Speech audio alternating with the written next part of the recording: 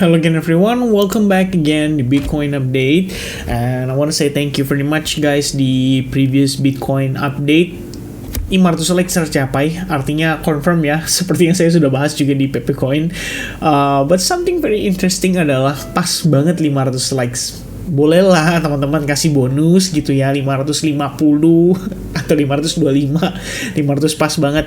But yeah, appreciate it teman-teman, thank you very much. Jadi kita bakal adain live streaming probably di hari Kamis ya, tepat banget ya di akhir bulan daripada Agustus. So it's gonna be interesting buat kita discuss seputar market di menjelang penutupan Bitcoin candle closing monthly ya. Nah teman-teman sekalian, di previous video make sure kalian mampir ke sana karena kita ada ngebahas tentang ekspansi range daripada pergerakan Bitcoin. Kita tahu Bitcoin dalam beberapa hari ini cuman ranging aja di harga yang lebih kurang sama. Jadi memang apa ya, kita sebenarnya di sini sama-sama mencoba untuk mengantisipasi kemanakah arah Bitcoin akan menuju gitu ya. Jadi kita tahu bahwa ini range yang terbatas ini suatu saat nanti itu pasti akan ke break. But the question is, where is gonna get going ya? Apakah dia akan ke atas, apakah dia akan ke bawah? Dan saat ini ada satu tools yang saya pakai. Jadi buat teman-teman yang kemarin mungkin kebetulan bertanya-tanya ya seputar Anchored VWAP yang saya gunakan di sini. Jadi teman-teman kalau misalnya kalian mau pakai, kalian bisa cari menu forecasting and measurement tools di sebelah kiri kalian.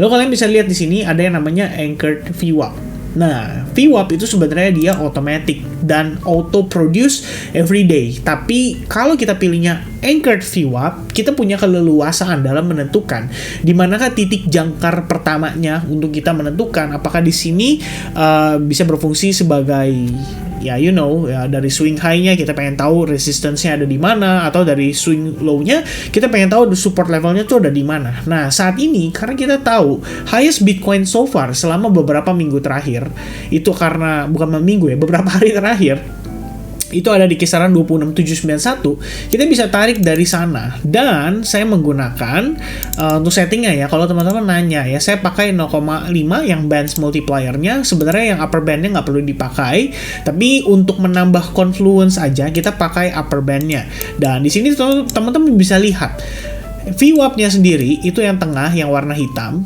dia memberikan reaction cukup powerful lah every time Bitcoin retest ke level tersebut. Jadi kita tahu selama VWAP belum di breakout, berarti buyers-nya itu bakal kesulitan untuk mencoba merecovery momentumnya dan bertahan sehingga memasuki fase major correction time frame besar, which is time frame daily ya, kita ngelihat di sini. Nah, selama VWAP belum berhasil di take out, saya percaya bahwa seller saat ini masih memegang kendali. Ya, jadi tadi waktu kita lagi streaming ya, jadi ada live session hari ini bersama dengan teman-teman di Advanced Group. Kita ada sempat ngambil position ya bareng-bareng, yaitu di Chainlink. Jadi kita ngelihat di sini live call on link ya pada malam hari ini. Kita ngelihat memanfaatkan VWAP juga sama, di mana di sini ada area fair value gap, kemudian ada supply zone, ada major resistance, di sana ada confluence beberapa level sekaligus.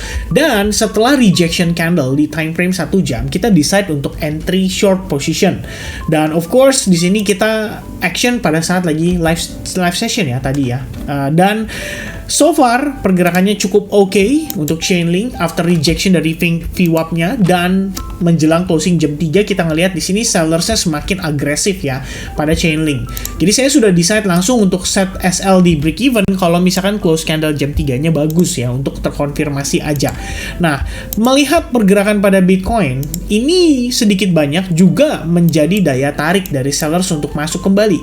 After retest VWAP beberapa kali, Anda bisa lihat di sini akhirnya Bitcoin kena reject lagi. Jadi sebenarnya teman-teman sekalian, mungkin di video update ini saya bakal nge-mention satu hal yang paling spesifik aja, dan kita move on ke update berikutnya ya. Jadi lebih ke besok sih sebetulnya.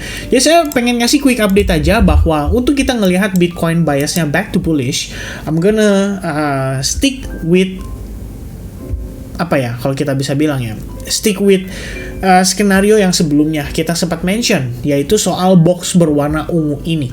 Ya, box berwarna ungu time frame 4 jam merupakan area resistance. Ya, kita sempat harganya nanjak di atas itu, tapi kemudian dia balik lagi di bawah, dan Anda bisa lihat setiap kali kita retest, di situ respect banget. Selalu ada rejection, di follow up dengan baik dari sellersnya. Dan karena di level yang sama, itu bersamaan dengan upper band daripada si VWAP-nya sendiri, saya pikir ini bisa menjadi sebuah indikasi ya, bahwa market masih akan terkonsolidasi di range terbatas tersebut. Bisa nggak nih? Oh, nggak bisa ditambahin ya. Oke, kita nggak perlu pakai background kalau begitu ya. Kita hilangkan dulu. Nah, jadi selama di sini sellers belum, maksud saya buyers di sini belum men-take out box berwarna ungu ini, saya pikir sellers akan tetap mendominasi pergerakan pada Bitcoin. So, kita harus aware terhadap tekanan jual yang masih akan kembali every time harga retest ke sana. Dan ini menyebabkan kita konsolidasi semakin lama ya. Problemnya adalah semakin lama kita konsolidasi, ini berarti sooner or later market akan menyambut dengan pergerakan yang impulsif. The question is, kalau memang rejection terjadi berkali-kali, apakah Bitcoin akan menyambut dengan sellers yang mendominasi pergerakan tersebut dan membawa harga Bitcoin kembali turun testing terhadap area-area di $25.000 ya.